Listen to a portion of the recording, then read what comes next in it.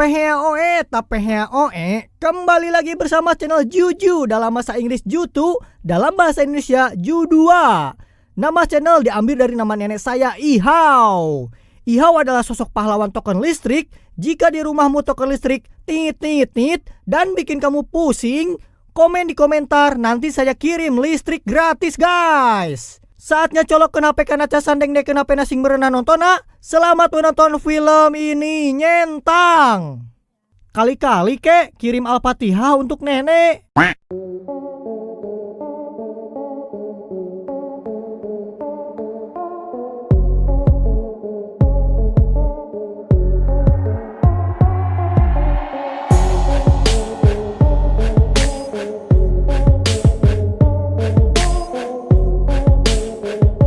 Oke, kali ini kita akan menceritakan sebuah film lawas yang diangkat dari kisah nyata yang terjadi saat perang saudara di negara Somalia setelah runtuhnya pemerintahan.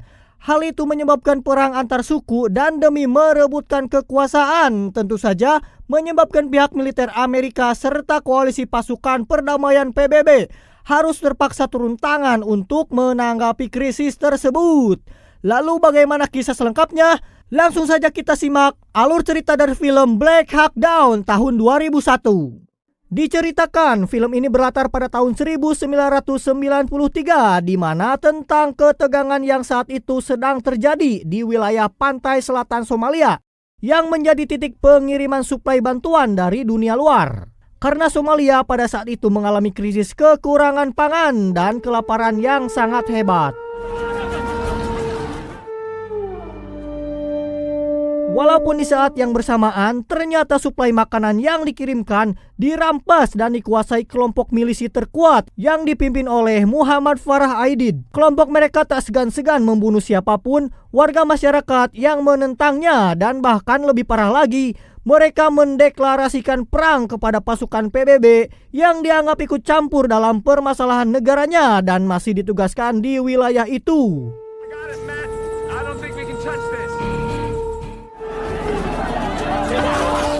Atas tantangan tersebut, Presiden Amerika Bill Clinton menerima tantangan itu. Mereka mengirim 3 kesatuan pasukan elit Amerika yang diantaranya Delta Force Ranger Angkatan Darat serta Angkatan Pilot dan dari Satuan SOAR untuk melakukan sebuah misi khusus di Somalia. Misi tersebut tentunya untuk menumbangkan dominasi kelompok milisi Somalia yang dipimpin oleh Farah Aidid dan dimulai pada bulan Agustus tahun 1993. Namun rencana itu tidak semudah yang dibayangkan karena ternyata tentara militer Amerika kesulitan untuk bisa menembus basis pertahanan ID yang letaknya berada di sebuah pasar bernama Bakara di wilayah Mogadishu, yang menyebabkan misi itu tidak bisa diselesaikan secara target, yaitu selama 3 minggu. Dan hal ini membuat pemimpin tertinggi militer Amerika Serikat di Somalia yang bernama Mayor Jenderal William Garrison ditekan habis-habisan untuk segera menyelesaikan misi ini.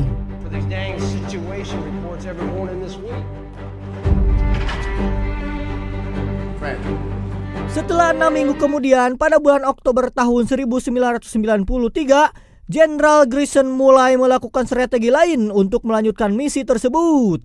Dia merekrut informan lokal serta menempatkan beberapa pasukan Delta Force untuk menyusup ke dalam pasar Bakara. Mereka merencanakan untuk menyandra salah satu tokoh berpengaruh yang diduga sebagai penyuplai dana serta senjata kepada pihak milisi Farah Aidid. Orang itu kita sebut saja Oman Ali Atto atau si botak yang saat itu berhasil disergap dan diculik saat dalam perjalanan.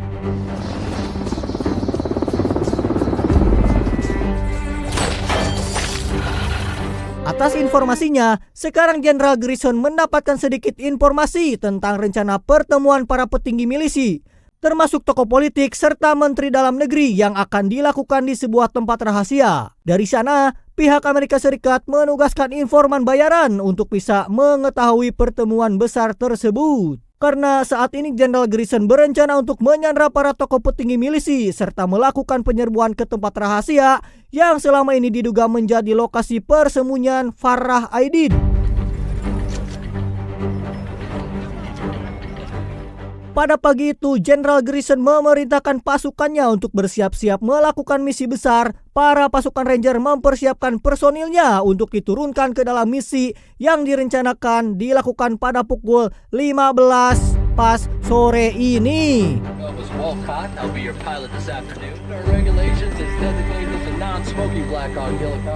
Termasuk seorang anak muda berumur 18 tahun berpangkat pratu dan bernama Todd Blackburn, yang saat itu terlihat melapor pada atasannya, seorang pimpinan regu bernama Sersan Eversman, untuk meminta izin bertugas dan bergabung di dalam misi ini.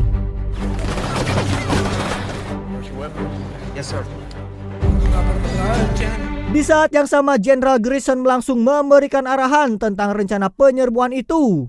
Dalam rapat itu terlihat para wakil dari tiap kesatuan termasuk Hoth dan Sanderson dari Delta Force, Kapten Steele dan Letkol Danny McKnight dari Satuan Ranger, dan beberapa anggota pilot dari heli berjenis Kroski Black Hawk dan helikopter MH-650. Meskipun sebenarnya situasi panas terjadi di pangkalan militer Amerika, itu karena adanya kesenjangan status antara pasukan Ranger yang dianggap biasa-biasa saja dengan pasukan khusus Delta Force yang dianggap sebagai pasukan paling istimewa. Di sisi lain, dari Bandara Mogadishu yang menjadi pangkalan Amerika, mereka mulai berangkat tepat pada pukul 14.30 sore hari menempuh jarak sekitar 4,5 km menuju Pasar Bakara yang menjadi target lokasi utama.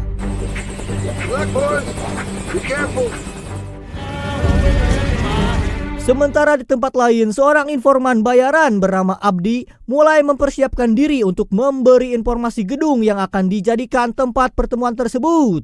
Misi ini dibentuk dengan 4 tugas, yaitu tim Delta yang diterjunkan langsung ke dalam gedung untuk menangkap para sandera. Tim Ranger mengamankan parameter gedung untuk melawan para milisi yang mencoba memberikan perlawanan dan menjemput para sandera menggunakan jeep dan hampir juga truk pengangkut personil. Dan juga ada tim SOAR yang ditugaskan untuk memberikan dukungan udara. Namun dalam perjalanannya, milisi Farah Aidid menugaskan anak-anak untuk memberikan informasi kedatangan musuh. Hingga di saat yang sama, mereka pun mempersiapkan diri untuk melakukan peperangan.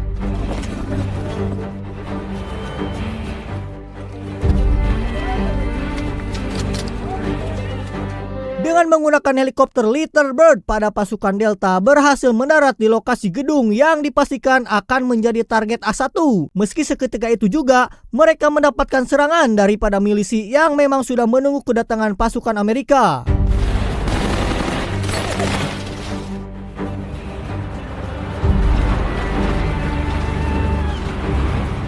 Sementara di tempat lain, pasukan Ranger yang dibagi menjadi 4 kelompok kini sudah ditempatkan di 4 titik yang berbeda untuk mengamankan parameter gedung dan mempersiapkan situasi penjemputan.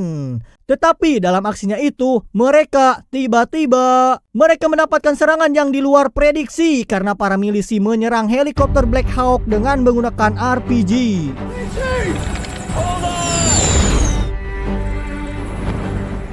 Hal itu membuat Blackburn mengalami insiden. Sialnya, dia terjatuh saat akan melakukan penerjunan menggunakan tali, dan disinilah awal mula permasalahan terjadi. Karena memang para pasukan Ranger tak mampu memprediksi situasi yang tepatnya sangat mengerikan. Seketika itu pula situasi berubah menjadi kacau saat tim Ranger dari Regu 4 yang dipimpin oleh Sersan Eversman harus mengevakuasi korban luka-luka, dan tugas itu diberikan kepada Letkol Danny sebagai tim penjemput yang diharuskan bergerak lebih cepat membawa korban luka untuk dibawa ke pangkalan.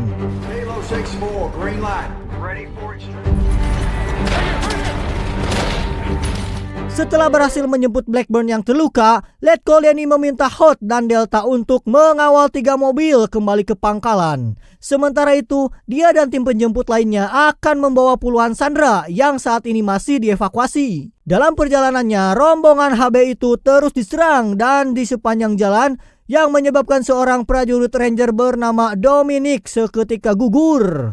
Dominic gugur karena terkena tembakan dari senapan AK-47 yang mengenai lehernya. Sangat mengerikan. Kejadian ini membuat Jenderal Grayson yang ada di ruangan pusat komando semakin gelisah dan khawatir tentang misi ini yang telah dilakukannya. Di ruangan itu, ia dibantu oleh Kolonel Krebs sebagai operator komando pusat. Dengan segera ia memerintahkan satu unit helikopter Black Hawk dengan nama sandi Super 61 yang dipiloti oleh Walcott untuk memberikan dukungan udara guna melumpuhkan para milisi yang terus melakukan penyerangan dari atap gedung. Dan ya, tanpa ada kesulitan, akhirnya helikopter Black Hawk yang pertama sangat mudah sekali dijatuhkan.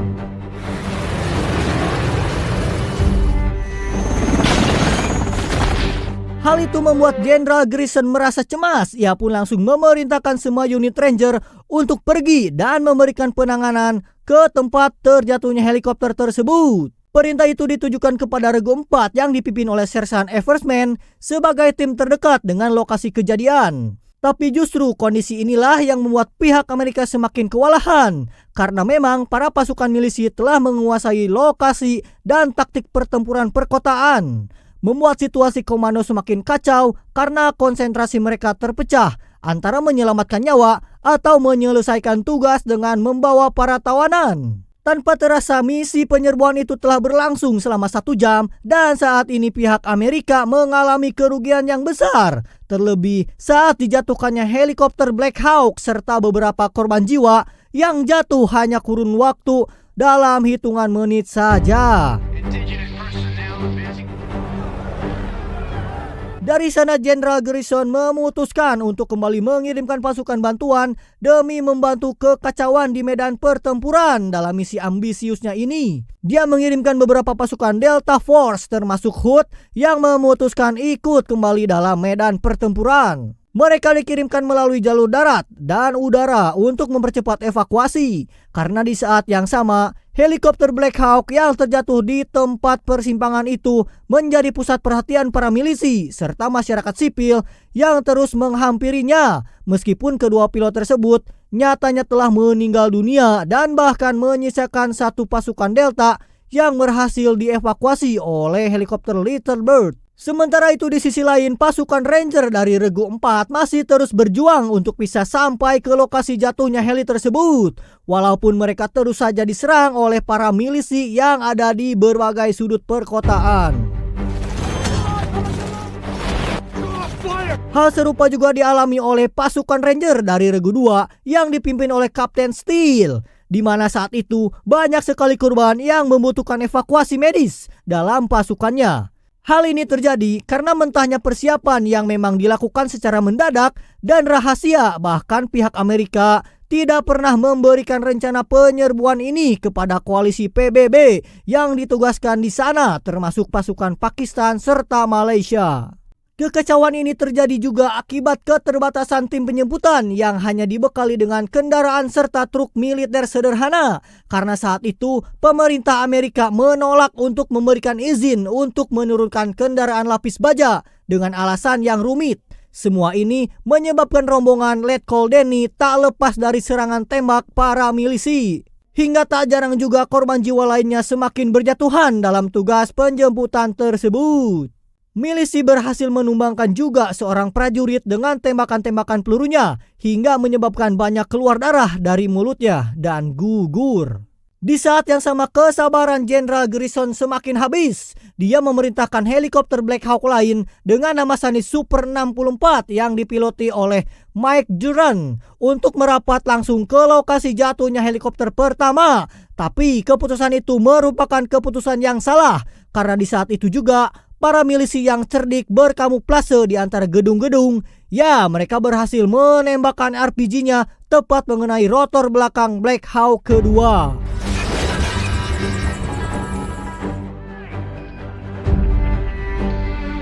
Dalam hitungan detik saja, heli itu terjatuh di lokasi berbeda dan cukup berjauhan dengan lokasi heli pertama. Membuat semua pasukan yang berada di lapangan kini semakin panik dan ketakutan karena mereka tidak menyangka bahwa pihak milisi akan melakukan perlawanan sedahsyat ini.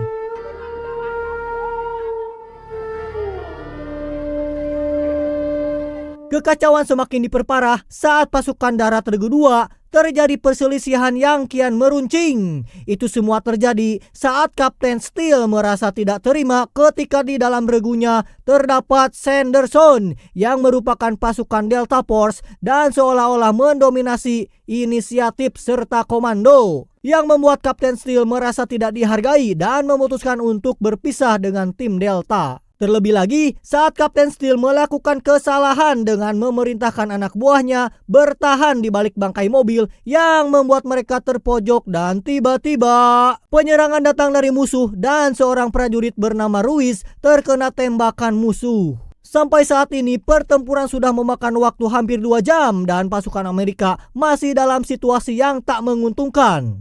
Karena pada kenyataannya di setiap regu terdapat korban luka parah yang belum bisa dievakuasi oleh tim penjemput.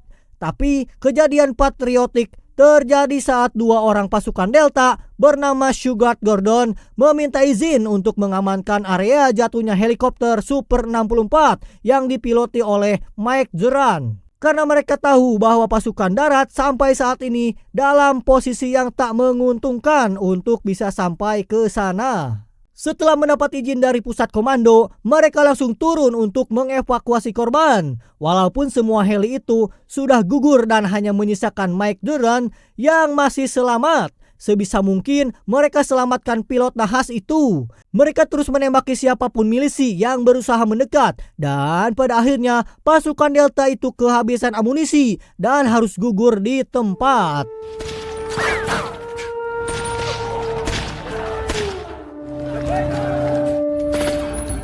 Sementara satu prajurit sedang mempersiapkan amunisi, tiba-tiba satu peluru menghantam kepalanya dan langsung gugur saat itu juga. Ternyata Mike Duran masih diberikan keajaiban karena saat itu Farah Aidid memutuskan untuk membawa Duran sebagai tawanan perang. Dia langsung dibawa ke markas besar untuk diinterogasi. Walaupun sosok Farah Aidid tak pernah dimunculkan dalam film ini. Kemudian di saat yang sama dengan senyap pasukan Delta yang dipimpin oleh Hood berhasil mengamankan helikopter kedua. Mereka sempat berusaha untuk mengeluarkan mayat yang tersisa di dalam heli itu. Walaupun dirasa mustahil karena mereka semua dalam kondisi terjepit. Hingga dengan terpaksa mereka membereskan semua ini dengan cara meledakkan bangkai helikopter. Hal itu benar-benar membuat Jenderal Grison tertekan dan hampir putus asa. Petang itu, dia memutuskan untuk meminta bantuan kepada aliansi pasukan PBB Pakistan yang saat ini bermarkas di sebuah stadion. Walaupun saat itu pihak Pakistan menolak untuk memberikan dukungan karena memang pihak Amerika sebelumnya tak pernah memberitahukan tentang misi operasi penyerbuan ini. Tapi dengan segala upaya serta gertakan yang dilakukan oleh Jenderal Grison, akhirnya pihak Pakistan bersedia membantu misi evakuasi dengan mengerahkan kendaraan tempur lapis baja yang akan digunakan untuk mengangkut pasukan Amerika dari medan pertempuran. Di sisi lain, rombongan penjemputan yang dipimpin oleh Letkol Denny juga diperintahkan untuk membawa rombongannya ke dalam stadion yang menjadi markas PBB pasukan Pakistan.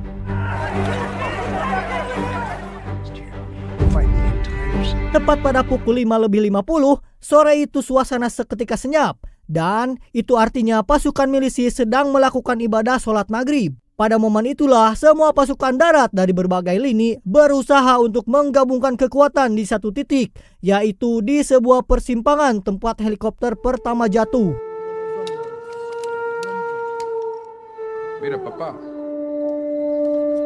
Di saat yang sama, 3 orang dari Regu 4 yang sebelumnya tercecer berhasil menemukan lokasi sersan Eversman. Mereka diantaranya adalah Yurek, Nelson, dan Twombly. Kemudian segera bergegas menyelinap supaya bisa bergabung dengan pasukan inti. Tapi di saat itu pula, tiba-tiba pergerakan Twombly diketahui dan ditembak oleh musuh yang ada di atas gedung. Tetapi untungnya tembakan itu hanya mengenai alat komunikasi radio di punggungnya. Namun dengan cerobohnya seorang prajurit bernama Smith berlari untuk menyelamatkannya. Hingga akhirnya dia terkena tembakan di pinggulnya.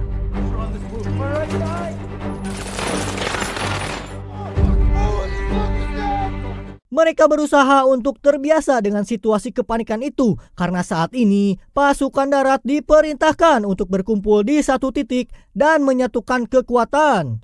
Pasukan Delta yang tercecer juga mulai bergerak. Satu regu kecil yang dipimpin oleh Sanderson berhasil menemukan titik lokasi regu 4 yang dipimpin oleh Sersan Eppersman dan akhirnya mereka kembali bergabung.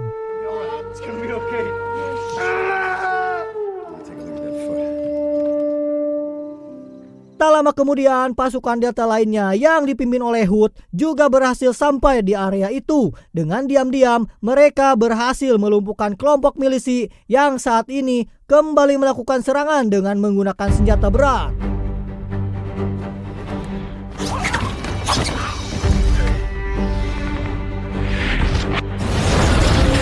Sementara di tempat lain, tepat pada pukul 20:23 malam, pasukan PBB dan Amerika telah siap untuk menyatukan kekuatan dan kembali ke medan pertempuran untuk menjemput dan membombardir lokasi vital yang diduga menjadi sarang para milisi.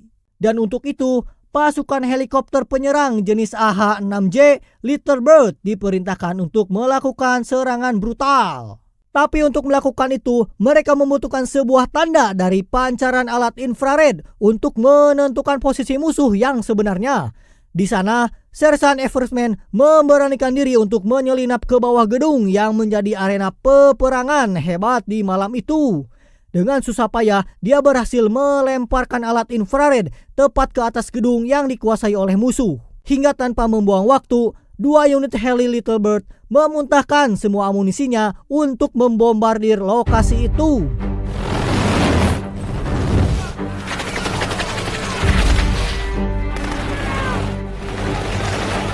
Dan ternyata strategi itu berhasil membuat mental musuh menjadi buyar. Mereka langsung berpencar dan melarikan diri untuk menghindari serangan udara selanjutnya.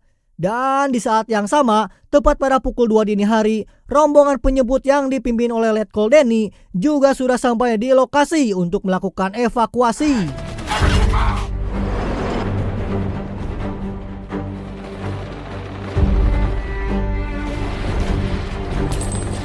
Mereka langsung bergegas menaikkan para korban luka ke atas kendaraan yang ada, walaupun harus menelan pil pahit yang harus dialami oleh regu 4 dan beberapa pasukan Delta yang saat itu mereka sudah kehabisan tempat dan sangat mustahil untuk bisa ikut ke dalam konvoi kendaraan penjemput.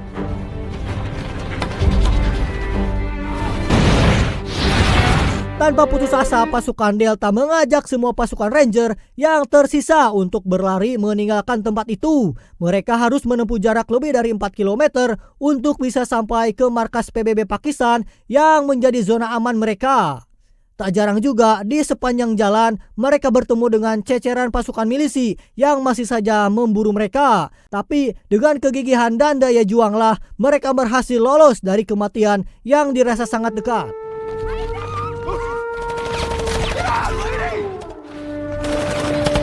Di sisa-sisa tenaga serta semangat, akhirnya mereka juga berhasil sampai di sebuah stadion yang menjadi markas besar pasukan PBB Pakistan. Dalam keadaan setengah sadar dan nafas yang hampir habis, mereka langsung disuguhi minuman dingin oleh para pasukan Pakistan dan itu menjadi tanda bahwa semua kengerian ini telah berakhir. Hampir di setiap ruangan yang ada di stadion itu dipenuhi oleh para pasien korban luka dari penyerangan yang terjadi kurang dari 24 jam. Membuat sang Jenderal Grierson merasakan iba dan simpati karena semua ini mutlak terjadi atas semua perintahnya.